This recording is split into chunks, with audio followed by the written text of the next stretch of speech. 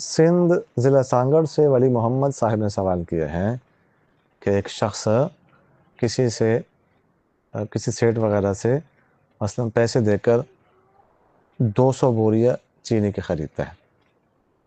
اور ساتھ یہ کہتا ہے کہ 4-5 مہینے کے بعد جب ریٹ بڑھ جائے گا تو یہ دوبارہ میں آپ کو بیچ کر پیسے واپس لے لوں گا، تو یہ جائز ہے کہ نہیں؟ یعنی یہ ایسا ہے کہ ابھی وہ پیسے دے رہے، ٹھیک ہے، مثال کے طور پر 1 لاکھ روپے دے، اور یہ بوریاں اٹھاتا نہیں ہے، 4-5 ماہ بعد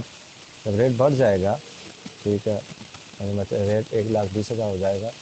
تو یہ پھر اسے 1,20,000 روپے دے دے گا بس، یعنی 1 لاکھ دے رہا ہے، 1,20,000 لے، تو جائز نہیں، وہ تو حرام۔ اور ہاں یہ ہے کہ وہ لے لے، بوریاں اٹھا لے، اور یہ جب پہلا سودا ہو رہا ہے اس میں نہ ہو کہ دوبارہ میں آپ کو بیچوں گا، یعنی اب مجھ سے خریدیں گے، نہیں، اس سے پہلے لے لے، پیسے دے کے بوریاں اٹھا لے یا ان پہ قبضہ کر لے، اس کے بعد الگ سے ایک اور سودا ہو کہ میں آپ کو یہ صرف وعدہ کر لے بیچ دوں گا